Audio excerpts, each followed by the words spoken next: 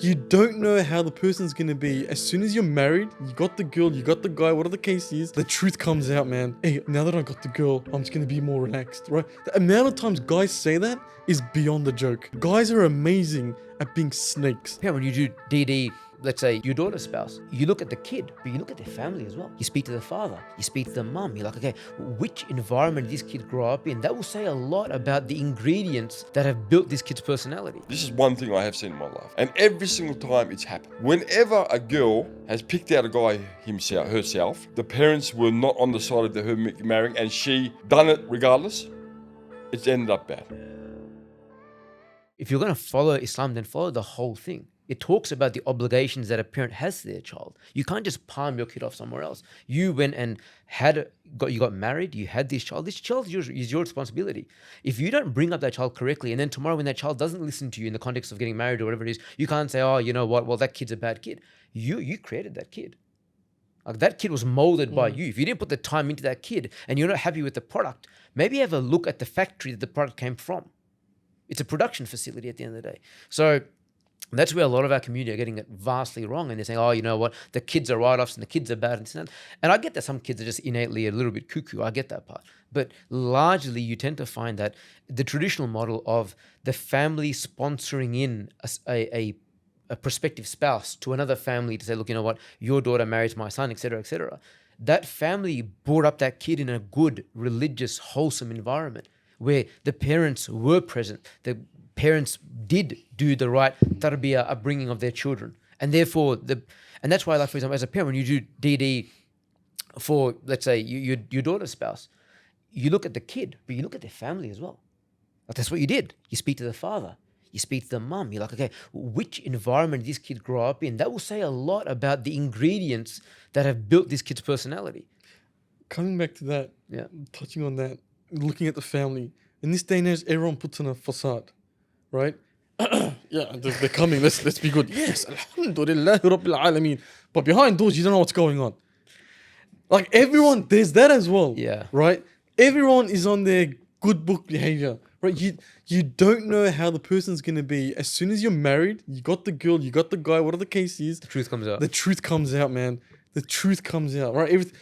There are between guys, like, the amount of times some of my old friends were like, it's like, hey, now that I got the girl, I'm just gonna be more relaxed, right? The amount of times guys say that is beyond the joke, right? Guys are amazing at being snakes. They're a chameleon, right? You'd know that too, right? Every guy knows this, right? It's be a chameleon until you get the girl. Once you get the girl, all right, that's it. Throw your socks everywhere, throw your things everywhere. Hey, do this. Like, it happens. It happens. So even when it comes to that, Maz, I'll cut you off there, but like, even when it comes to that, the families become a chameleon. The guy, the girl, everyone's a chameleon. It's just a whole bunch of chameleons everywhere, right? So yeah. Unfortunately, there's no foolproof way of doing this, right? There's no guaranteed solution over here. But again, you do the best due diligence that you can. And it's not just that immediate family, it's also their network as well. You ask around this and that. I don't know, like, you tend to have that bias based on what works for you and what works for the people around you. In my view, it sort of works okay. In the future, what that looks like, I don't know. These days you have Muslim matrimonial services, these days, MusMatch and all that kind of stuff that bring Muslims together. What do you think of that? It's a good name, MusMatch. It's Muz's app, sponsored by MusMatch. Yeah. He developed it. So, hey, look, what are your thoughts? I mean, those that know that Muz is a mufti, right? He doesn't really flex it, but he's a mufti, right? You're not a mufti, so you can't say much about this, all right? Calm down. I'm just his boss. Actually, before I get into the Islamic side, I wanna ask you, because back in the days, there was no dating apps. Now there are dating apps, and now there are Islamic dating apps. Right? I think the way they make it Islamic is you could blur your photo. I don't know how that helps. That's the only thing that I've seen on an Islamic dating app that's actually what makes it, I think, because they all look the same to me. But dating apps, what's your opinion on them? Back in the days, you didn't have it. Well, if you put aside what I said before about parents knowing better, all right. Well, I'm a true believer of, everything comes from Allah, the Creator. Okay. Yeah. And whoever we're going to marry, it's already written. That's why I believe in that. Okay. So for me, it's like what Muzza said before about you can do all the DD in the world, and you said about chameleon as well. Okay, I've seen marriages where people can get married, for example, and they planned it for years. Like they were a match made in heaven, and at the end they didn't get married. Something went wrong somewhere just before marriage, and boom, broke down, and they all married someone else. Okay, and I've seen marriages where people hated each other, and no way they were going to give their daughter or their son or whatever the case was, and eventually they did marry. Yeah. So you know what? It's all written. So this MusMatch or whatever you're talking about, or the dating apps that you're talking about, it's just another way of getting people together. And at the end of the day, if it's a means of what was going to happen anyway, it's going to happen anyway, regardless. Yes, it's already written there's going to be divorce there. I believe in divorces. It's destined, okay? And that's why some divorces are very quick, some divorces are very long. And you may say, you know what, these two, when they're getting married, you go to a wedding and you see the marriage and say, man, this is wonderful. These two are going to stay forever, all right? 6 months later, they're divorced. And sometimes you look at it and say, I don't know how the hell these guys are going to get along. And bloody, They get along. They could get along forever. Yeah. All right? All right? So at the end of the day, you just don't know. Right? It's what's written for you. So sometimes when you're saying about, this DD and all this due diligence and this and that, at the end of the day, what's written is written. Yeah, but you got to tie your camel.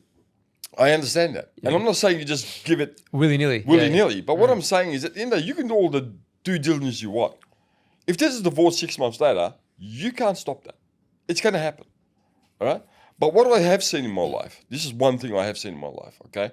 And every single time it's happened, without a doubt. All right? This is my life experience. Whenever a girl has picked out a guy herself, and the parents were not on the side of her marrying, and she done it regardless, it's ended up bad. Yeah, Every single time without fault. It's never gone good. Ever. I've seen many of them. And they all ended up really bad. Really bad. Like horrendously bad. That I've seen. That's what you come back to the dating app. Sharia compliance wise. Realistically. Don't play politically straight it out. At the end of the day, it's sort of the response I was going to give you earlier is actually in line with what you just said now. It's a forum, it's a platform, it's a medium to connect to people. These days, from what I've seen so far, that these apps have gone one level further. Not only do they connect the boy and girl, they connect the families as well. Really? Yeah. So you can loop in a broader family to say, look, you know what, I'd through the app like to introduce parents and all that kind of stuff as well. So they try to halalify it as best as they can and make it as legitimate and above board.